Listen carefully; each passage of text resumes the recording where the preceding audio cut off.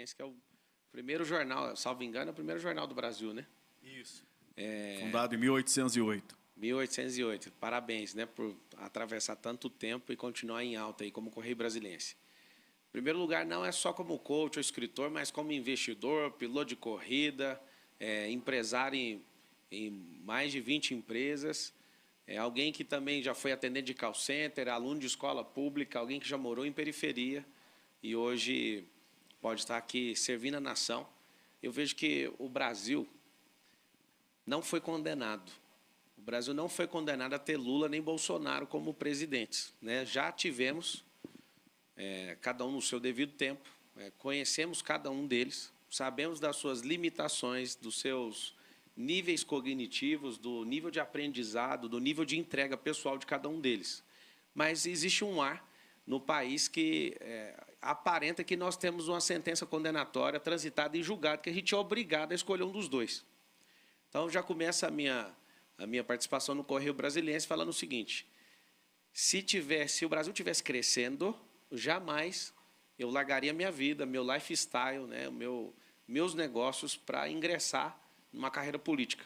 Então, eu estou aqui realmente por extrema necessidade do país. Eu lembro que na quebrada, né, na periferia da onde eu vim, as pessoas falavam assim: não está gostando, não? Você não gosta, não, meu irmão? Vai lá você e faz. Então, eu estou aqui. Não vai ser por falta de opção. O Brasil tem jeito. E eu vou mostrar para vocês, né, com humildade, com trabalho, com energia, que a gente pode levar o Brasil para o próximo nível.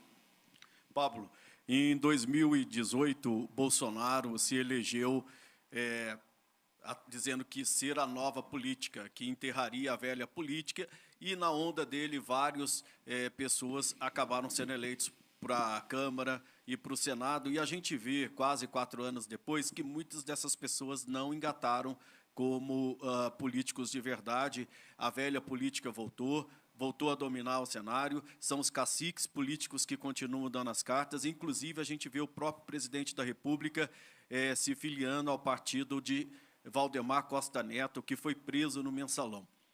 O que lhe garante que você, se apresentando como novo, vai conquistar o voto do eleitor brasileiro? Tem duas versões do novo, né? Eu sou o caçula aí dos presidenciáveis. A Constituição Federal garante que quem tem 35 anos é nato, né, brasileiro nato, pode concorrer à eleição, à vaga de presidente da República. Então, eu tenho um novo de mudança de mentalidade, um novo de idade, mas eu não vim com essa promessa. Você começou a pergunta como se eu fosse o novo da política. Eu sei que existe um esforço muito grande de colocar nas costas do pré-candidato ou um candidato à presidência ou até um eventual presidente de querer promover uma política nova. Isso não é verdade. O problema da eleição é que a gente quer criar um discurso proselitista, um discurso com prolixidade para ver se enrola as pessoas. Não tem como alguém sozinho entrar e resolver um problema que a gente tem mais de 100 anos de política que está arraigado numa estrutura. A gente não tem essa promessa, tá? A promessa é o seguinte: a promessa é ser disruptivo, não enforcar a velha política, não ser contra o sistema. Porque você observa o seguinte: quando você é contra algo, você é anti alguma coisa, você para de edificar o que precisa ser edificado.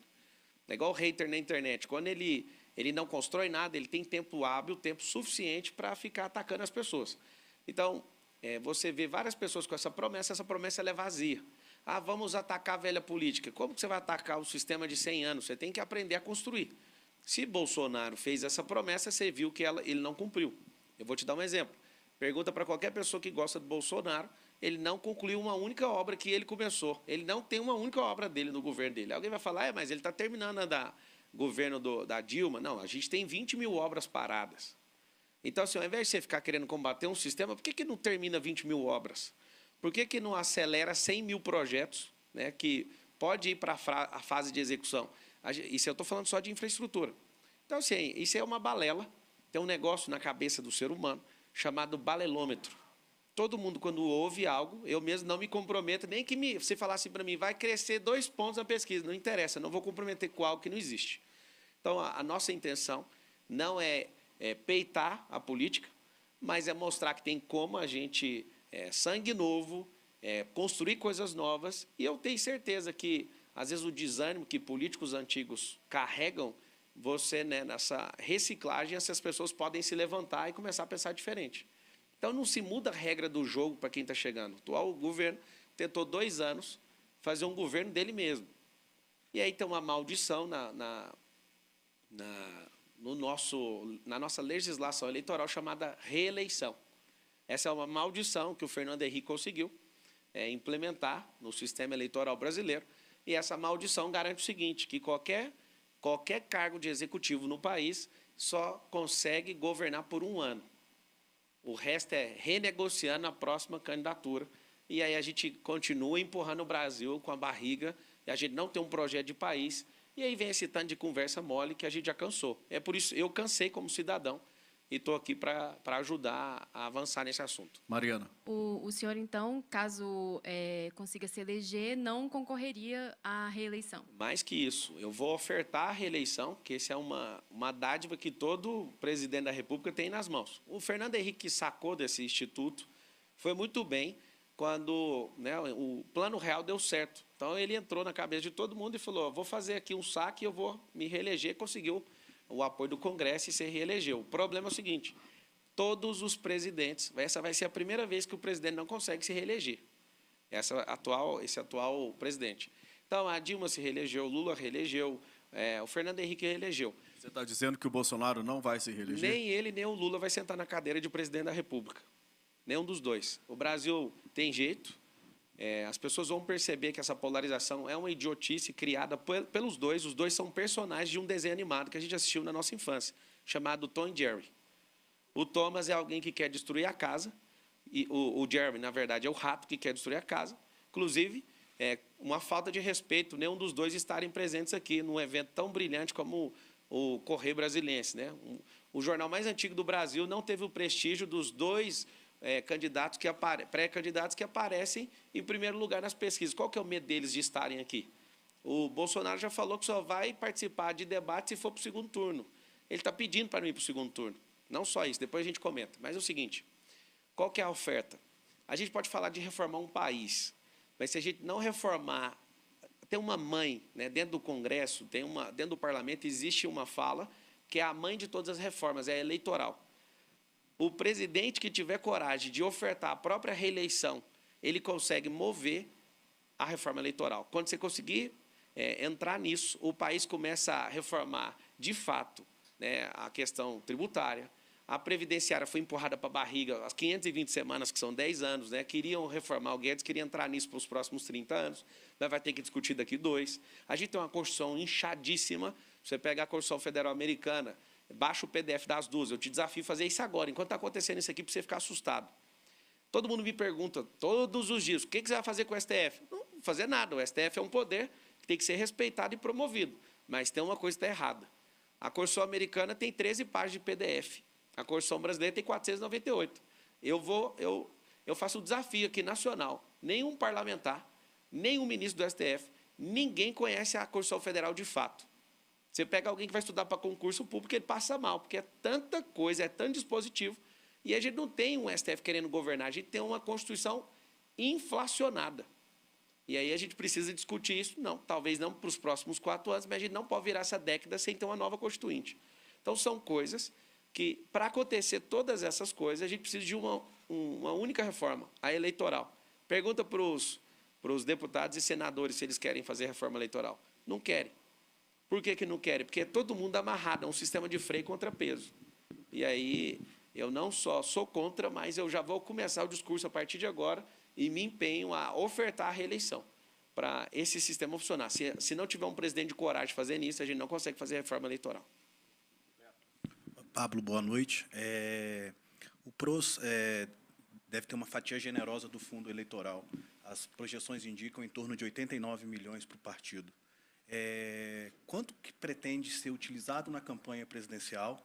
E qual a sua opinião sobre o fundo eleitoral? Como você vê esse instrumento hoje na nossa política? Tá. Em primeiro lugar, eu peço para a minha equipe aí anotar uma tarefa para a gente ir no cartório e registrar isso, que eu acho que fica mais bonito. Eu não vou usar nenhum real do fundo eleitoral. Nenhum real não, nenhum centavo. Só que, estudando o fundo eleitoral, eu que sou jurista por formação, eu posso falar para você, o fundo eleitoral Na mini-reforma eleitoral, né, antigamente, você tinha uma empreiteira que doou pessoalmente 400 milhões de reais para um presidente que está concorrendo agora, que não veio na sabatina hoje, que é o Luiz. Recebeu 400 milhões de reais comprovado, via judiciário e tudo. Isso não é uma conversa fiada, né? Então, peraí, não vamos mais colocar empresas para doarem para as campanhas eleitorais. Vamos fazer um avanço aqui? Vamos. Vamos fazer doação para o CPF. Ninguém está envolvido com isso, ninguém quer ajudar, né? O brasileiro está enojado de política. Então, peraí, a gente precisa pegar dinheiro público e colocar nas campanhas, né? Até os parabéns eu quero dar para o Novo. O Novo é um partido que não usa o fundo eleitoral. Então, meus parabéns por vocês tomarem essa atitude. Agora, vocês têm que entender que o fundo eleitoral ele volta para a economia. Se não houver desvios, se não houver pessoas que, de fato, comem esse dinheiro como gafanhoto, mas se for usado dentro do processo eleitoral, dentro da regra da legislação, isso é para pagar a gráfica, isso é para pagar pessoas que seguram bandeira, marmita, santim, é para pagar gasolina, é para pagar transporte. De todo jeito, o dinheiro ele é injetado de novo na economia. Então, não tem nada de mula de 7 cabeças, tem nada, isso aqui é um monstro, é um dinheiro público voltado para o público. Agora, o que a gente tem que ter atenção é o que fazem com esse dinheiro, que já aí não é um problema do dinheiro, é um problema de prestação de contas junto ao TSE. Mas eu, Pablo Marçal, não vou tocar nesse dinheiro. Eu acabei de chegar no partido dia 30 de março. Alguém falou, não, faz o partido devolver. Eu acabei de chegar, estou conquistando as pessoas. Então, os deputados federais vão usar, os senadores vão usar. Quando eu cheguei, o PROS tinha 3 senadores e 11 deputados federais. Samanta, por gentileza. Pablo, você é conhecido como coach messiânico, tem mais de 2 milhões de seguidores no Instagram e, recentemente, se envolveu numa polêmica com o pastor Silas Malafaia. Religião e política devem se misturar? E, já emendando uma outra pergunta, você avalia, acredita que as próximas eleições vão ser eleições, a campanha vai realmente se decidir nas redes sociais, apesar de terem restrições eleitorais, e como você avalia a atuação tanto da esquerda como da direita, da tropa do Bolsonaro, como a tropa do Lula, nas redes sociais? Em relação à polêmica com o Silas, quem é famoso, qualquer coisa que faz fora da curva é polêmica. Com o Silas já está resolvido. Gravei um vídeo hoje, vocês que estão assistindo, vai lá no meu canal do YouTube. Pablo pede perdão para o Silas. Eu vejo que aquilo não edificou em nada. E o vídeo ficou muito bom porque eu realmente, de forma sincera, voltei atrás nas coisas que eu falei para ele. Ele é bolsonarista, ele não vai mudar. Eu espero que ele consiga lograr isso com o que ele está procurando, mas quem ele está defendendo não vai ser o próximo presidente do Brasil. E eu espero que, assim como o Silas fez em 2002, apoiando o Lula, apoiando Alckmin, apoiando Serra, apoiando o próprio presidente, hoje ele esteja apoiando a gente também. É uma boa pessoa, mas eu encerro as discussões. Só para você ter uma noção, eu sou jurista por formação e até hoje nunca processei uma pessoa. Então eu não fico nessa onda de querer me defender, acabei me defendendo ali. Foi um momento bom de visibilidade, mas eu me arrependi de verdade, fui lá pedir perdão, voltei atrás.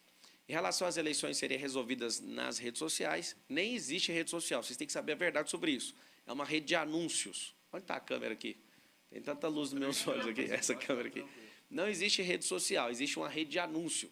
O Facebook, que é a maior rede de anúncio do mundo, que é dona do Instagram, inclusive, ela está correndo o risco de faturar até o final do ano $1 trilhão só em anúncio. Então, a gente chama de rede social, mas lá não é lugar de angariar voto, lá é lugar de encher o saco dos outros. Então, não se decide eleição lá, se decide no corpo a corpo. Eu gosto da narrativa dos bolsonaristas, que eles dizem o seguinte: quando o Bolsonaro sai na rua, todo mundo sai. E quando o Lula sai na rua, ninguém sai. Por que que na pesquisa o Lula está na frente, sendo que ninguém sai às ruas atrás dele? É porque a gasolina está cara, é porque acabou na reforma trabalhista do Michel Temer, que o juiz federal lá do Paraná, Marlos Meleque, ajudou e foi um dos reformistas. Ele colocou assim, não é mais obrigado o repasse de um dia de trabalho para o sindicato. O sindicato não consegue mais bancar o pão com mortadela. E aí o que acontece? Eles não têm carro, a gasolina está cara, não tem como incentivar, então ninguém sai. Só que ele tem um voto vingativo. São 100 milhões de pessoas que não estão nessa ondinha de eu vou me manifestar, mas no dia 2 de outubro eles apertam lá o número mais temido, o que mais roubou dinheiro desse país até hoje. né? Qual que era a terceira pergunta? Sobre essa questão da influência religiosa na política. Se religião e Não tem como política... separar, né? Você não separa.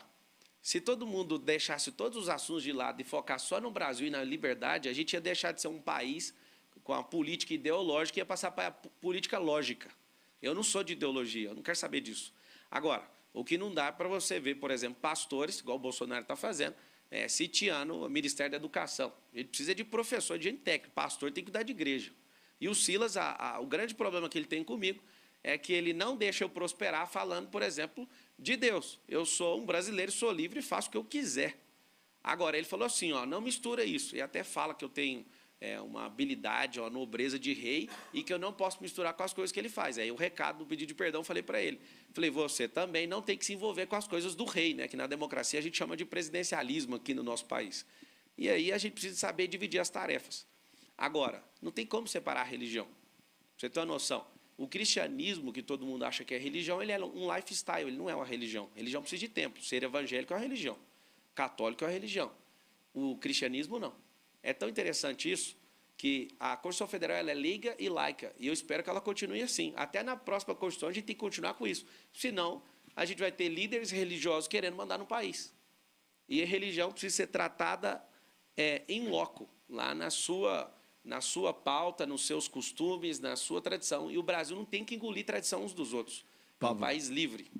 O Brasil passa por um momento muito complicado, né? A gente está vivendo aí uma inflação altíssima, juros altos, recessão, desemprego, mais de 12 milhões de pessoas sem trabalho, sem perspectiva de retomada do setor produtivo e do consumo a curto prazo. Como é que você pretende, como presidente, recolocar o Brasil nos trilhos do crescimento, domar a inflação, baixar juros, criar emprego, distribuir renda e diminuir a pobreza? O Brasil voltou ao mapa da fome. Sim. O Brasil não tem que voltar para o trilho, ele está no trilho, só que ele está parado. Porque essa ideologia... Parado há muito tempo, né? A gente só vê... 10 anos parado numa estação. Exatamente. Então, como você já usou trilho, eu nem vou usar outra analogia. O Brasil é uma locomotiva, né? Deve ter 30 mil quilômetros de linha férrea aí no país. E é muito interessante que o Brasil está parado no tempo por causa de ideologia. Então, tem uma ideologia linda, que é a socialista. Alguém fala, não, é comunista, é a mesma coisa. Essa ideologia ela tem vaga para todo mundo, mas ninguém quer esse negócio. E quem prega isso está lá do outro lado, na ideologia capitalista. Aí alguém fala, agora você vai falar mal do capitalismo? Não, vou falar só a verdade. O capitalismo é o melhor sistema econômico do mundo, só que não tem vaga para todo mundo e ponto final. Hoje, as 5 famílias mais ricas do Brasil, elas possuem o patrimônio equivalente a 100 milhões de brasileiros. Então, o que a gente vai fazer? Nós vamos seguir esse modelo socialista que quebrou Venezuela, que matou 200 milhões de pessoas em volta do mundo, com a antiga União Soviética e companhia, ou a gente vai seguir o modelo capitalista que também mata. Porque se não tem vaga para todo mundo, vai ter um problema. O que nós vamos fazer? Desde o dia 1º de maio, eu já venho exercendo isso e venho propondo isso para o Brasil, é o chamado governalismo. Se você falar assim, reforma aqui, arruma aqui na educação, isso não vai mudar. O que a gente tem que fazer é ativar as pessoas. Você falou uma expressão que quem tentar fazer isso vai criar um buraco sem fim, que é distribuir renda. A gente tem que parar com esse assunto. A gente não distribui renda, a gente ativa a renda.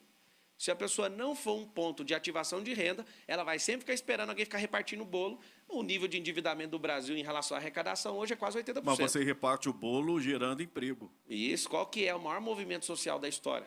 Criando Quando você emprego. tem crescimento, você tem emprego e você distribui renda. E o que você tem que a fazer? Lógica. É por isso que você tem que ativar brasileiros. Você tem que ativar a economia. E como que ativa a economia? A economia é só uma teoria imaginativa, você ativa é gente. Quando você fala, vou mudar a economia, você não muda. Escrever alguma coisa num papel não vai mudar nada. O que você tem que fazer é, todos os anos, promover milhões de brasileiros a assumirem a própria vida. Mas as pessoas que não dão conta, a gente ajuda. Mas a gente tem que fazer a maior escalada social. O que o Luiz fez, não, estou tirando milhões da pobreza. Na verdade, ele tirou trilhões da pobreza. O discurso era um, ninguém entendeu. Estava tirando dinheiro para sustentar outro tipo de ideologia, né, que ele segue, que essa é a única pauta dele. O Brasil até hoje não enxergou isso. O Bolsonaro tentou ser presidente da Câmara dos Deputados, vou terminar a resposta. Ele ganhou 4 votos. O Bolsonaro não conseguia ser nem presidente da Câmara. Ficou lá 27 anos, aprovou 2 projetos. E hoje é o presidente do Brasil por um único motivo. Porque o Brasil tomou um nojo tão grande do Lula e do PT que falou assim, ó, não queremos saber de mais nada. Quem que é a pessoa que está aí? Sobrou o Bolsonaro, então põe o Bolsonaro. Só que a gente não está condenado a ficar com esses caras. Então vamos retomar o emprego. O maior movimento social da história gera emprego. Emprego gera onde? Com empresa. No Brasil são abertas 1,4 milhão de empresas por ano. Só que até o terceiro ano, após a abertura, 87% delas se fecham. Não faz sentido isso. A gente não tem cultura, nem na educação básica, nem no ensino médio, que a gente ensina as pessoas a terem uma profissão. A gente ensina uma pessoa por 13 anos úteis, do ensino fundamental até o médio, para ela se formar numa graduação X, para depois ela pegar o diploma dela e enfiar lá no Uber. A gente tem 50% das pessoas que entram na educação superior, numa faculdade, e 50%, do tanto que entra, 50% termina. Dos que termina, 50% entra na profissão. Você é formado em jornalismo e mais outra coisa? Economia. Você ganhou dinheiro com economia? Não, porque eu sempre fui jornalista. Ok. Você fez isso, muito bom. Você tem duas graduações. Se você perguntar para o brasileiro, hoje a gente tem 5% dos brasileiros formados. O ensino superior em graduação já mostrou que não vai resolver o problema da nossa economia. Você falou que tem 12 milhões de desempregados. E eu vou te garantir uma coisa, não falta emprego. Isso é um negócio que parece até uma loucura. O Brasil é o terceiro maior exportador de alimento do mundo. A gente alimenta 1,5 bilhão de pessoas. Como que tem 35 milhões de pessoas passando fome no país? Se a gente é o terceiro maior de 193 países, não faz sentido isso. O que a gente tem, de fato, na política nacional? Gente que é politiqueira e que não quer resolver problema. Quando você pergunta assim, por que não fez uma ponte lá no Amapá? Aí alguém fala, é porque tem pouca gente, e o CAV, que é o custo de aquisição de voto, por política pública, não por compra de voto, mas o CAV, que é o custo de aquisição por voto, você olha, por que eu vou fazer uma ponte sendo num lugar que eu não vou ter retorno? Esse é o tipo do Brasil. Então é o seguinte, como que a gente vai fazer? O mesmo país que, por exemplo, deixa mais de 100 milhões de pessoas sem saneamento básico, porque obra debaixo da terra não é vistosa, não dá volta. Né? E outra coisa, você falou num assunto que a gente tem que tocar, e o Brasil, para se tornar uma grande potência, que já chegou, beirou o 5º lugar de nação mais próspera da Terra, e eu acredito que até 2032, se a gente tiver um avanço, uma escalada social, uma mudança de mentalidade do povo brasileiro, a gente consegue, eu sei que às vezes é motivo de risco para algumas pessoas, mas eu acredito nisso de fato. Até 2032, e não é mudar a política, é mudar a cabeça das pessoas. Não espere nada da política. A política não vai te ajudar. O que a gente tem que fazer é acreditar que pessoas podem entrar para transformar a mentalidade dos brasileiros. E aí o que a gente tem que fazer? Você acabou de falar sobre saneamento básico. O Brasil tem o maior espelho d'água do mundo de água potável. E não tem água tratada para as pessoas. Eu não consigo entender. Na verdade, eu já consegui. Eu não conseguia como cidadão, mas agora estudando afinco pelo Brasil, eu posso te falar algo. Não existe pessoas interessadas em ajudar o povo. Existe gente com projeto eleitoreiro. Então, vamos só fechar a sua pergunta. Como é que faz para resolver esse problema da inflação que o Bolsonaro está descontrolando aí? Desde 1996, a gente não teve uma única oportunidade de perder o poder de compra que a gente perdeu nesse ano. É simples. Só que não é difícil nem simplório, é simples para quem tem um plano. A gente precisa de ativar as pessoas. Pablo, mas o que a gente tem que fazer? Vamos tocar no assunto, Petrobras. A gente tem um monopólio, né, de uma petrolífera. Essa empresa já teve avaliada como a empresa mais rica do mundo em energia e ela não para de despencar em relação às outras empresas de energia em relação ao mundo. 2030 agora tem um pacto das montadoras automobilísticas. Fizeram um pacto que vão parar de produzir carro com combustível fóssil. O que significa isso? Que a nossa Petrobras, daqui 5 ou 6 anos, falando como investidor, daqui 5 ou 6 anos a Petrobras vai valer 10 vezes o valor de mercado que ela vale hoje.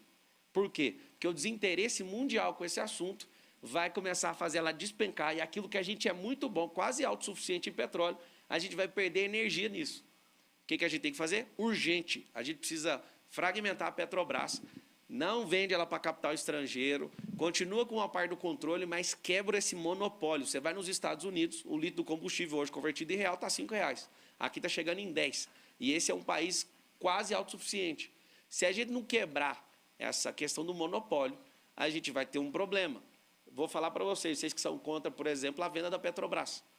No governo Dilma, tem espaço para responder isso? Por favor, inclusive o monopólio foi quebrado no governo Fernando Henrique, mas na prática, na lei, né? Na lei, porque na prática continua funcionando. É assim, se você tem uma única empresa, você é refém dela.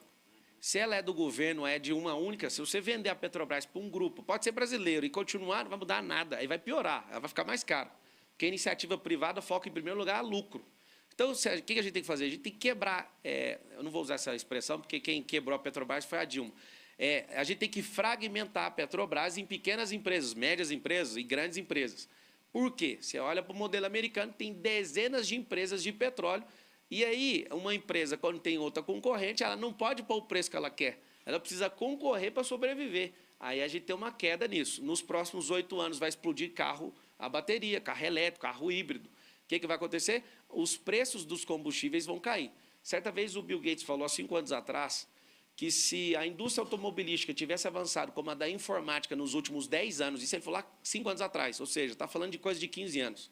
Hoje, um carro deveria rodar com 1 litro de combustível 25 mil quilômetros. O que significa isso? Não tem ninguém focado em política para fazer a questão do petróleo avançar. Uma plataforma petrolífera, para vocês terem noção, ela leva 40 anos para dar um payback. Você que está assistindo, às vezes não ouviu o que é payback.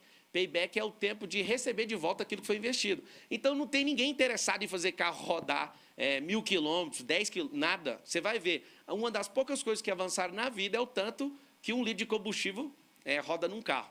Então, para fechar isso, se a gente mexe na energia que move o país, os caminhoneiros carregam esse país nas costas, né, por causa, de fato, de lobby que a gente tem nesse país, a gente só roda através de estrada, a gente não tem conexão fluvial, a gente tem pouca ferrovia. E nas ferrovias que a gente tem 25 bitolas de trem diferentes, um trem que está no Espírito Santo não roda no Rio de Janeiro, é o trem mais louco do mundo.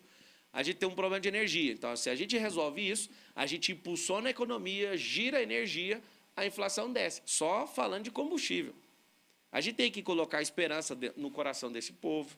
A gente tem que pegar os produtos que estão travados e baixar ou cortar, inclusive, impostos de alguns produtos, que senão a gente vai travar a cesta de alguém que precisa de comer. A gente tem um problema sério no país, mas nenhuma solução, eu finalizo essa resposta, nenhuma solução que a gente tomar hoje vai mudar a economia daqui a 90 dias. A economia do Brasil é um transatlântico, não é um jet ski que você sai dando cavalo de pau. O Bolsonaro gosta de andar de jet ski, não tem nada contra. Mas a economia não é um jet ski que eu acabo de acelerar e viro um pouco, ela já dá resultado. Vai dar resultado só ano que vem. E uma coisa eu quero pedir, olhando na câmera aqui, Jair Messias Bolsonaro, eu quero te pedir, alguém que de verdade acredita que vai estar sentado na cadeira de presidente da República, e no caso não vai ser você, mas alguém que acredita que vai estar lá, eu queria que você entregasse o governo federal com a inflação do jeito que você pegou. Porque a lambança que você fez vai prejudicar milhões de pessoas. Esse é o pedido que eu faço, já que você não veio aqui na... A Mariana tem uma pergunta para você. Só fazendo uma correção sobre o ensino superior, na população com 25 anos ou mais, a gente tem, segundo dados do IBGE de 2019, 17% de pessoas com ensino superior completo. Dessa faixa etária. Isso, a partir daí, né? Sim. Mas a pergunta era com relação, tem até relação com o que você já estava comentando.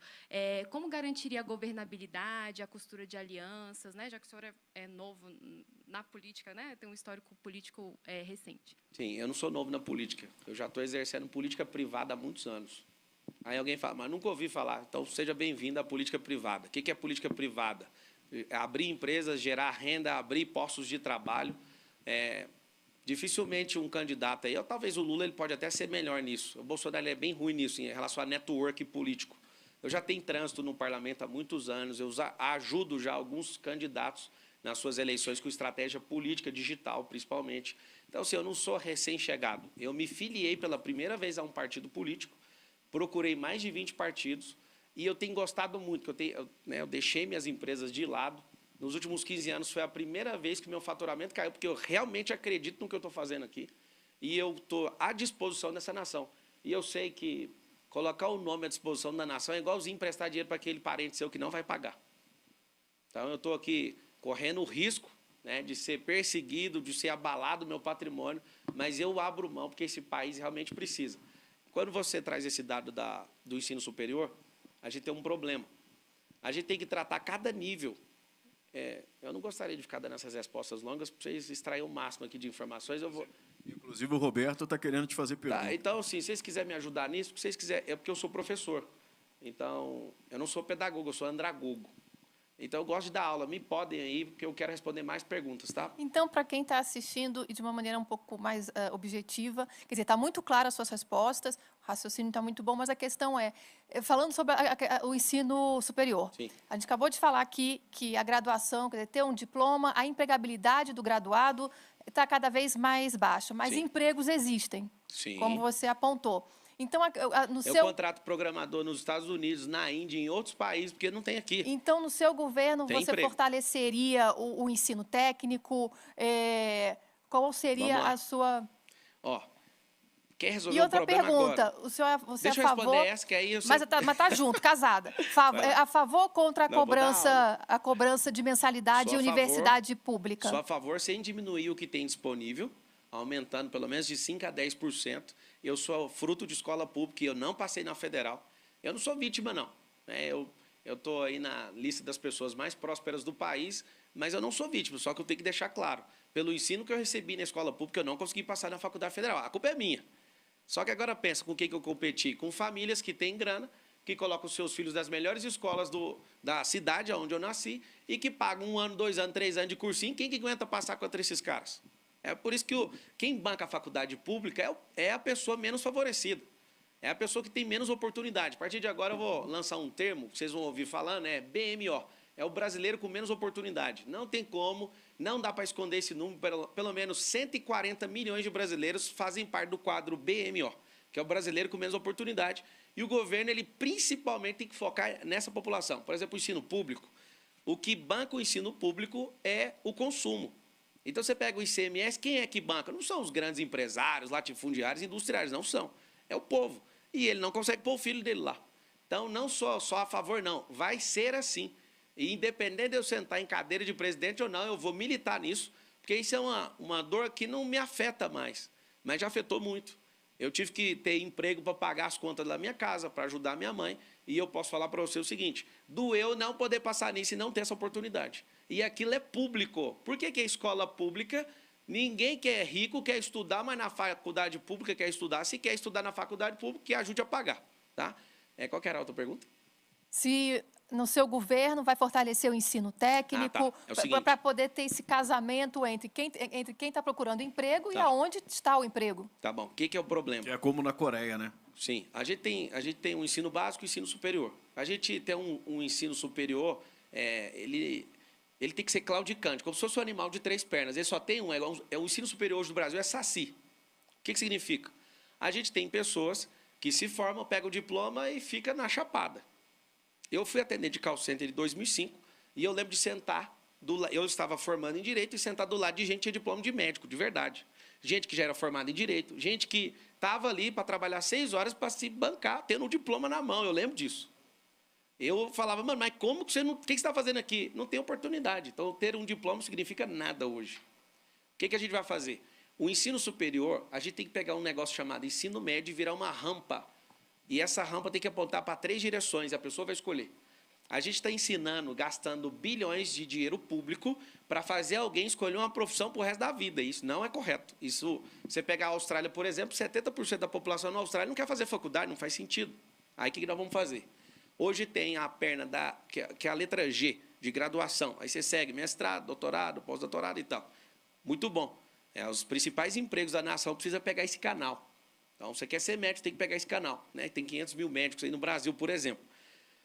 Quando você não quer seguir esse caminho, você tem que pegar o caminho da letra V, que é a virtualização. Tem 50 novas profissões virtuais, porque agora vai ter um surto de NFT, vai ter metaverso. A gente não tem mão de obra no Brasil, você tem que saber disso. Nisso não tem. Tem gente desempregada, tem tecnologia, tem vaga, e a gente tem que contratar gente de outros países para desenvolver tecnologia.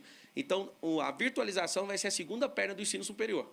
A terceira vai ser... Você já ouviu algum candidato falando a palavra empresarização? Já ouviu essa palavra? Pouco. Qual e candidato? Metaverso também é a palavra não querendo retrucar, mas qual candidato que falou empresarização? Você já viu algum falando? Não. Ah, tá. É o seguinte, você vai ouvir pela primeira vez empresarização.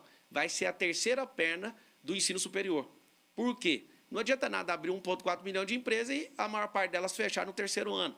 Então, o Brasil não aprende nem no ensino infantil, nem no fundamental, nem no médio a empreender. Ah, você quer que todo mundo no Brasil empreenda? Não, eu quero que todo mundo saiba que tem como empreender. Então, a gente tem que dividir o ensino em 3. Todos são treinados para serem profissionais daquilo que quiser. Só que o ensino fundamental não é para jogar a pessoa para uma profissão. A gente tem que desenvolver habilidades. E ali nessas habilidades, a gente aponta para o ensino médio, o ensino médio tem que abrir, você tem que escolher uma rodovia. A rodovia de empresarização, virtualização ou graduação. Se a pessoa não quiser ir para o ensino superior, a gente tem que lateralizar o ensino médio com cursos profissionalizantes. Por exemplo, a gente tem um monte de pedreiro e mestre de obra que aprendeu vendo o outro. Então, tem um monte de catástrofes em relação à construção por causa disso. Eu construo também. Eu sou loteador, eu sou incorporador, domino o mercado imobiliário, eu posso falar para você. Não faz sentido a gente não ter lateralizado no ensino médio isso. Por quê? Você trouxe o número aí da faixa etária de 25 anos e tal, os 17%. Nem se a gente, no modelo atual educacional, se a gente praticar ele nos próximos 100 anos, a gente não consegue chegar nem 50% do país. Ou seja, a gente está treinando o povo para ir para um vestibular, metendo carga energética na cabeça deles, sendo que eles não vão usar. A gente está picando, pondo fogo e derretendo dinheiro público. Deputado, candidato, desculpa. O Roberto quer fazer uma pergunta para o senhor. O senhor eu queria saber um pouco mais sobre a participação do Estado na economia. Sim. O senhor já falou sobre a Petrobras. Vamos falar de empresas específicas. Eletrobras, Sim. Banco do Brasil. Sim. Como o senhor avalia a participação? E no início da sua apresentação, você falou sobre a importância de investimento. Tradicionalmente, o Brasil investe muito pouco. Sim. Como reverter esse cenário? Vamos lá. Primeira coisa, a Eletrobras foi já aprovado pelo TCU, né, a privatização.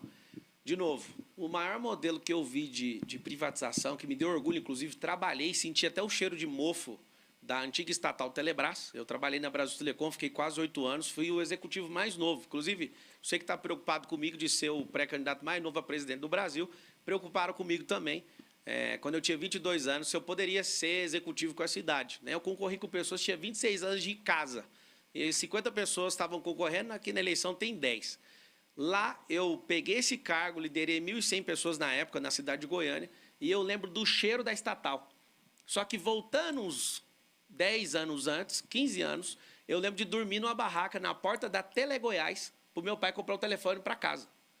O que eu avanço de quando a estatal, por exemplo, o governo Lula abriu 56 estatais, que esse é o gigantismo do Estado para sequestrar a nação. Vocês têm que saber disso. É muito bonito falar, nós temos muitas empresas, a empresa do povo. É mentira. Isso aí é a teoria do gafanhoto que o comunismo implanta em todas as nações. E quando eles saem abrindo estatais, eles estão aplicando uma coisa na veia do povo que chama gigantismo estatal. Quanto maior for o Estado, menor é o povo. Então, o que acontece? Quando você pega uma Eletrobras e faz isso, o povo ganha, o preço vai diminuir. Agora, tem um problema. Tem concorrência? Tem. O Estado vai lá, não tem teto em relação ao ICMS. Você vai no Estado, por exemplo, a energia tem 29% de ICMS. Então, foi um golaço agora do parlamento de, por exemplo, pelo menos o combustível baixar para 17%.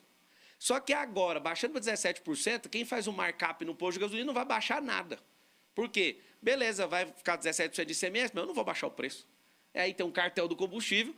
Ah, beleza, a lei está falando que é 17%, vamos cumprir a lei. Eu vou pagar 17%, mas no markup eu vou reduzir 5 centavos para vocês não encher o saco. Quem que vai peitar esses caras? Eu não estou contra dono de posto de combustível, não, mas esse é o problema. O Brasil tem um problema crônico, que se o Thomas Edison tivesse nascido no Brasil e quisesse inventar a lâmpada, o lobby da indústria de vela não ia deixar. O Gurgel, não foi Tesla que inventou carro elétrico, foi Gurgel na década de 70. Os miseráveis daquelas montadoras daquela época fecharam um colúrio contra ele. Foi brasileiro que inventou carro elétrico, a bateria. Só que a gente tem um problema, esse país está vendido. Ah, meu Deus do céu, o que a gente vai fazer? A gente precisa retomar ele devagar. O Fernando Henrique Cardoso, só falar isso aqui. O Fernando Henrique Cardoso, ele não vendeu a Vale do Rio Doce. Quando você vai vender uma empresa, tem que fazer cálculo de equity, de perenidade, de quanto que essa empresa tem de reserva. Vou te dar um dado, tá? O Fernando Henrique, ele doou a Vale do Rio Doce por 3 bilhões de dólares. Ela, naquela época, valia 300 bilhões de equity. E hoje, avaliando as reservas, ela vale 3 trilhões de reais. Não faz sentido um cara ter feito aquilo. O mundo olha para o Brasil e pensa que a gente é a república das bananas. E aí o que acontece? A gente vende as nossas commodities a preço de banana. O que acontece? Você quer fazer pergunta? Eu quero só que o senhor seja bem enfático e direto. O senhor é a favor, então, da privatização de todas as empresas estatais? Não precisa ser todas. Se a gente fizer isso de uma vez só... Mas como é que se divide? O que deve e o que não deve? Você Qual manda- é o critério? Quem é o Tribunal de Contas da União? É o Executivo que lidera ele? Não. O Tribunal de Contas, ele julga o que o governo, ele avalia Foi o que o solicitado. governo propôs. Então, o senhor, como presidente da República, que empresas o senhor apresentaria para ser privatizada? Ó, toda empresa que cheira mofo, toda empresa que tem cartel, toda empresa que tem monopólio, todo tipo de negócio que tem ferrado a nação brasileira, todos. Mas, por exemplo, quais empresas? Por exemplo, Pode Banco do listar Brasil? todas. O Banco do Brasil, por exemplo, a gente tem 2 pernas de banco. Os Estados Unidos têm 10 mil bancos. O Brasil tem 150 bancos registrados. Inclusive, eu tenho licença e vou, depois da eleição, eu vou dar andamento disso, eu não vou mexer com isso agora. Eu tenho um banco digital, né, que foi liberada a licença para dar entrada. Porque eu pensei, por que eu tenho que ficar usando o banco dos outros? Então, é o seguinte, quando a gente fala que vai vender a Petrobras, enquanto o governo federal, nós vamos criar empresas de startup, que são novos negócios. Imagina, nunca ninguém conseguiu fazer isso no Brasil. Alavancar dinheiro com ideia de gente. Eu sou investidor de startup, faço parte do maior grupo de investimento de startup do Brasil, chamado Bossa Nova. E eu vou te falar uma coisa.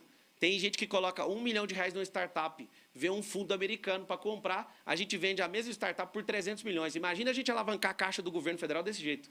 Por que ao invés de a gente ficar com a Petrobras na mão, por que a gente não faz uma indústria de carro?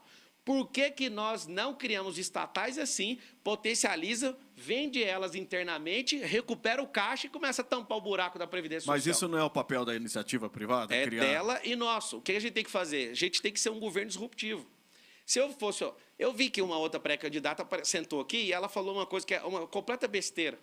E depois eu vou conversar com ela para entender se essa é uma loucura ideológica da cabeça dela, se ela precisar de ajuda, eu ensino para ela. Ela quer expropriar as maiores empresas do mundo e do Brasil e entregar para iniciativas sociais. Iniciativa social não dá conta de gerir grandes empresas. Essa é uma ideologia maluca. Agora, se você virar e falar assim, vamos virar radicalismo, vamos vender tudo. Eu não falei isso. Por que eu te perguntei do Tribunal de Contas? Aquilo que a gente não é eficiente, submete ao Tribunal de Contas, avalia, beleza, então vamos. Agora, a gente também tem que criar novos negócios disruptivos.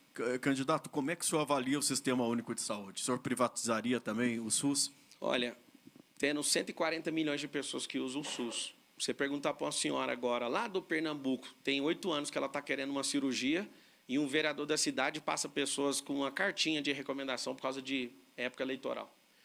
A gente não tem um sistema, a gente é roubado. Pelo menos 50% do dinheiro da saúde é desviado.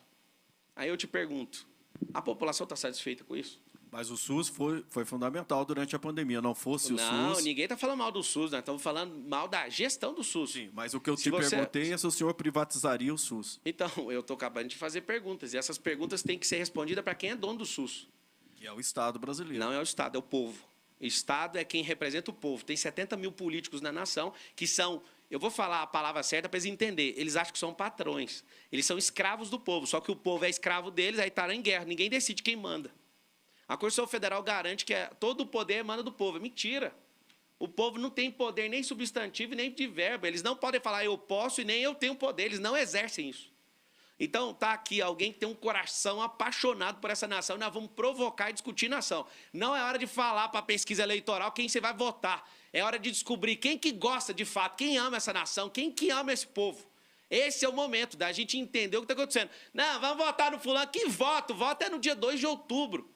Então, eu faço uma pergunta para você. Você quer fazer para mim? Vamos privatizar? Não, vamos fazer o seguinte. Pergunta para alguém que está há 8 anos esperando a cirurgia. E ela vê pessoas passando. A gente precisa... Antes de discutir isso, a gente precisa fazer o SUS dar certo. O povo americano, o povo brasileiro tem que saber disso. O povo americano não tem SUS.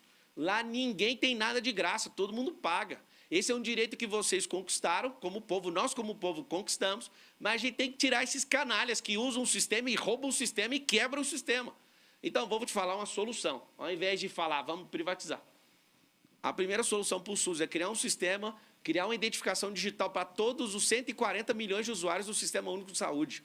Se lá aparecer assim, ó, você daqui a 1 ano vai ser operado, daqui a 1 ano você vai ser operado. Sabe que só um pouquinho. Esse sistema existe, né? Ele só não é, às vezes que não quem tem computador cumpre para ser não, utilizado. não tem operador e ninguém tem vontade política para isso acontecer. Só para você ter uma noção. A gente tem uma taxa de ociosidade que isso governo nenhum sabe medir. A gente tem uma taxa de ociosidade nos hospitais privados. Você que está me assistindo, você gostaria de tratar nos mesmos lugares que o Bolsonaro e o Lula? Eles são funcionários públicos, eles vivem de política há mais de 30 anos, e um, quando precisa, vai para o Albert Einstein. O outro, quando precisa, vai para o Sírio-Libanês. Tem como você, que é do povo, ir para lá. Sabe que jeito? Com voucher. Se a gente pegar a taxa de ocupação dos hospitais privados e a gente pega a fila infinita do SUS, que a gente acha que não dá conta de tratar, e começa a direcionar, isso já foi testado no governo de São Paulo, e a gente começa a testar e levar pessoas, por exemplo, a gente pode pegar a madrugada dos hospitais, dos melhores hospitais do país. Você sabia que sai mais barato para o governo federal pagar o voucher do que bancar esse sistema único de saúde?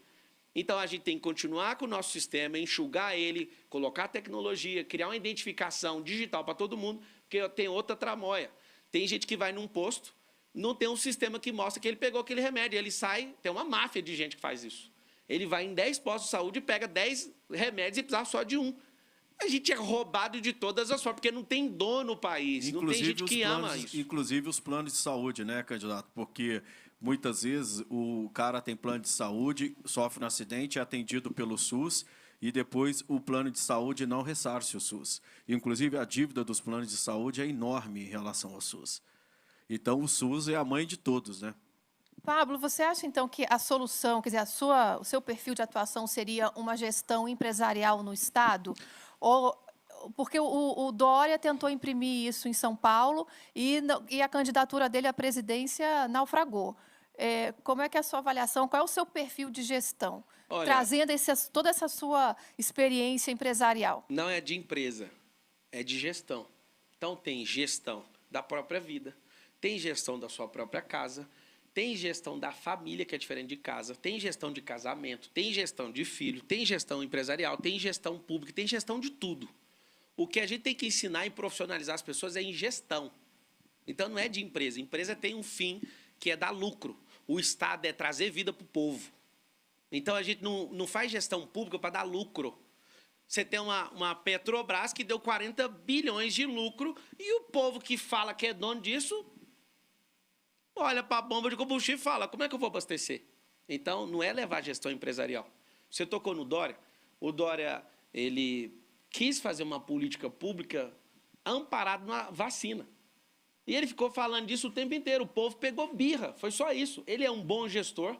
Eu achei, ô João Dória, infelizmente foi noticiado que você desistiu, mas a gente sabe que você foi convidado a desistir para ficar mais elegante. Foi uma pena não poder concorrer com você, porque você é um grande nome.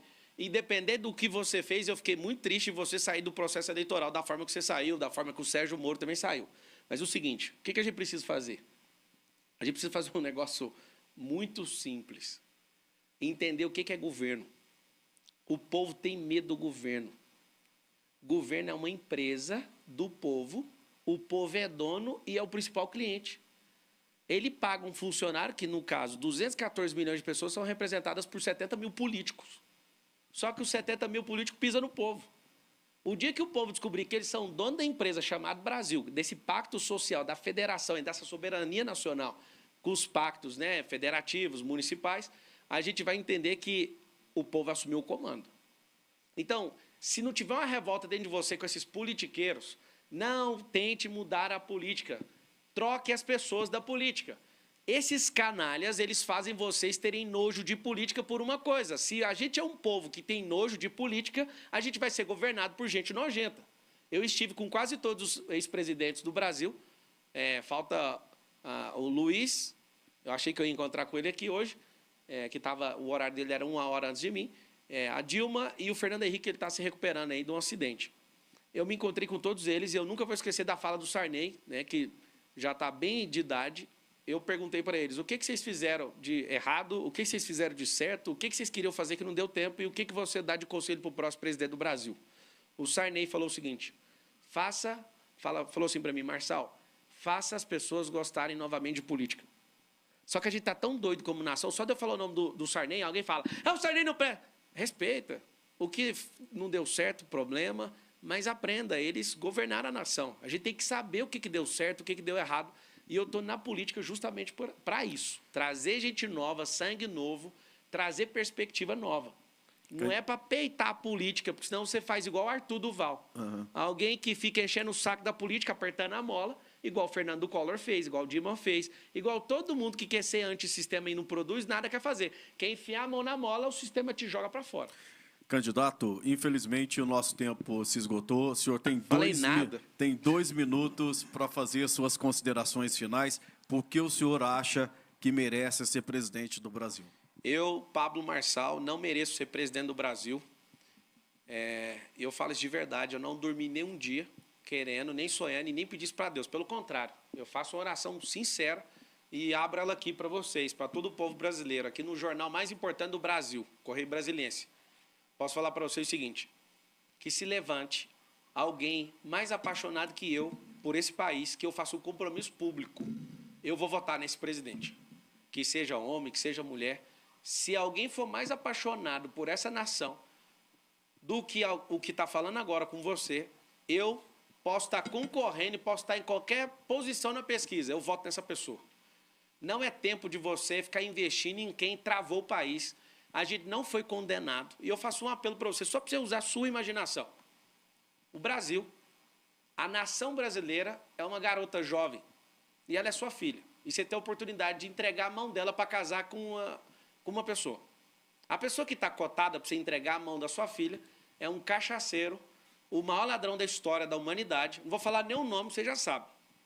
É alguém que não ama essa nação, já roubou os bens da sua filha e quer roubar de novo, inclusive vai roubar os seus agora, dos parentes tudo, para sustentar a ideologia maluca. Esse é o número 1. O número 2 é um adolescente desequilibrado que não mede as coisas que fala, sai desbaratinado da maior loucura da vida, é mão pesada e não vai honrar sua filha. Você tem que saber disso. Agora eu vou te falar, tem uma terceira pessoa, e você vai achar ela. É alguém que é apaixonado por ela, que está se ferrando, está baixando o nível de vida para ir atrás de confusão para salvar essa menina. Você pode muito bem escolher, não fica caindo em conversa de pesquisa. Não estou falando que a pesquisa está errada, a pesquisa é uma tendência de quem está desanimado. Ao invés de você acreditar em pesquisa, acredita no futuro do país e não tem nenhum pré-candidato falando disso. Eu sou o Pablo Marçal e eu me sinto angustiado de não poder ter falado nada aqui, mas eu agradeço o pequeno espaço. Deus abençoe o Brasil. Pablo Marçal, pré-candidato do PROS à presidência da República, muito obrigado pela sua presença aqui na sabatina do Correio Brasiliense. Espero que você possa participar da próxima.